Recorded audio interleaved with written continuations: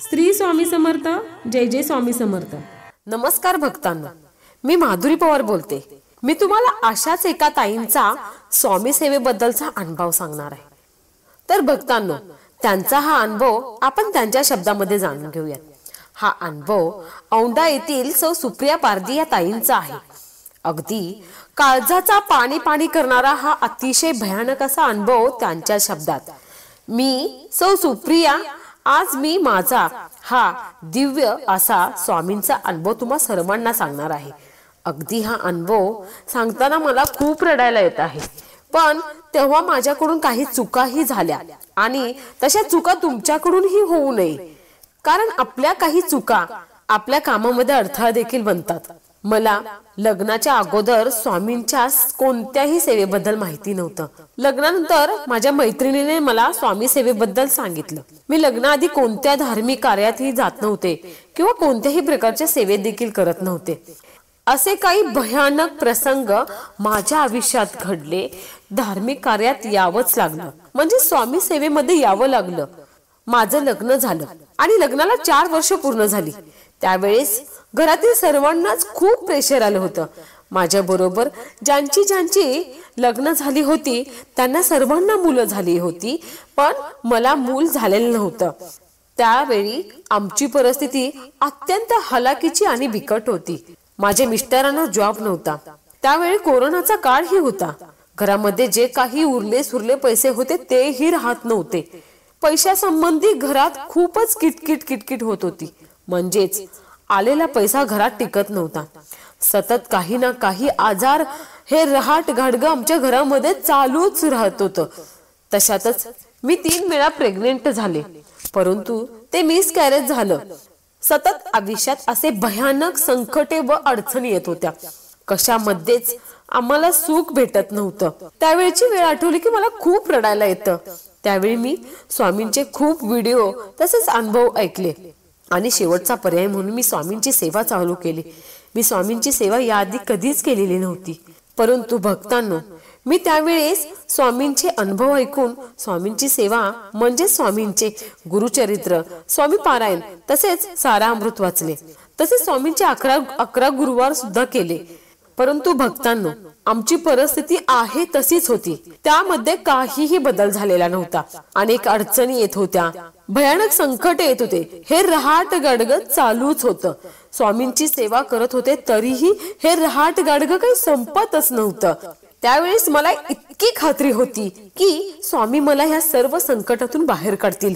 परंतु भक्तांनो, आमची परिस्थिती आहे तशीच होती. सकाळी मी 4 वाजता उठून सर्व सेवा करत होते.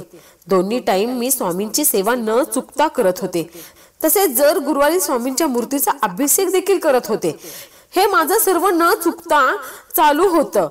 तरीही मला काहीच फरक येत नव्हता. स्वामींची प्रचिती येत नव्हते. तशातच आई वारल्या. त्यामुळे माझा एक आधारच गेला, म्हणजे माझा एक हातच गेला असं मला वाटलं त्यावेळेस. मग त्यावेळी मात्र मी खूपच खचून गेले होते. घरात खूप वाईट कंडिशन आली. घरातील सर्व सोने विकले तरीही आमचे वाईट दिवस गेले नाहीत. त्यावेळेस मग मात्र मला खूपच राग आला आणि मी स्वामी खोटे आहेत, युट्यूबवरचे सर्व व्हिडिओ खोटे आहेत. स्वामी, तुमची काहीच प्रचिती नसते, तुम्ही या जगात नाही, असे वाईट मी खूप स्वामींना बोलले. आणि स्वामींची मूर्ती होती ती कपाटात गुंडाळून मी कपाटामध्ये ठेवून दिली. कारण माझा असा समज झाला की स्वामींना घरी आणलं आणि त्यानंतरच अतिशय वाईट दिवस सुरू झाले होते. असेच ते 5 दिवस गेले आणि माहिती नाही काय झालं. त्या गुरुवारी अचानक मिस्टरांना जॉबसाठी एका मोठ्या इंटरनॅशनल कंपनीतून कॉल आला आणि पुढच्याच गुरुवारी मी प्रेग्नेंट असल्याची पुन्हा एकदा मला गुड न्यूज भेटली. असेच काही गुरुवार गेले आणि प्रत्येक गुरुवारी मला काही ना काही प्रचिती यायला लागली. माझ्या मनामध्ये विचार येऊ लागले की प्रत्येक गुरुवारी असा कसा चमत्कार होऊ लागला आहे. सर्व व्यवस्थित चालू लागलं. एके दिवशी एक साधू आमच्या घरी भिक्षा मागण्यासाठी आले. तेव्हा ते मला म्हणाले की आम्हाला मोकळं करा, आम्हाला बाहेर आणा. मला ते साधू काय म्हणतायत हे काहीच कळेना. त्यावेळेस मला एक कॉल आला आणि मी फोन घेण्यासाठी आतमध्ये आले आणि अगदी 2 मिनिटाचाच टाइम होता. जेव्हा मी आतून बाहेर आले त्यावेळेस साधू मला कोठेच दिसेनात. त्यावेळेस मी आजूबाजूला कावरी बावरी होऊन चौकशी करू लागली, परंतु आजूबाजूच्या लोकांनी त्यांच्या घरी कोणतेही साधू आले नाहीत असे सांगितले. तेव्हा मी विचार करू लागले की असं कसं झालं. मला सततच स्वामी दिसू लागले, म्हणजेच माझे स्वामी. मला माझे स्वामी घरामध्ये, दिव्यामध्ये, चपातीवर, अशा बऱ्याच ठिकाणी मला माझे स्वामी दिसू लागले. आणि मग मी स्वामींची मनापासून माफी मागितली. त्या दिवशी गुरुवारी मी मानाने स्वामींना पुन्हा घरात आणलं. त्यांचा अभिषेक करून त्यांची प्रतिष्ठापना पुन्हा माझ्या घरामध्ये केली. आणि तेव्हापासून मी स्वामींची अगदी मनापासून सेवा करू लागले आणि जीवापेक्षाही जास्त मी स्वामींना जपू लागले. भक्तांनो, आपल्या प्रत्येक अडचणीतून स्वामी आपल्याला बाहेर काढतात. आपल्या अडचणीमध्ये स्वामी खरंच धावून येतात याची प्रचिती मला मिळाली. आपल्या प्रत्येक गोष्टीत मदत करतात. कधी कधी परीक्षेचा काळ असतो, फक्त आपण टिकून राहणं हे खूपच महत्वाचं आहे.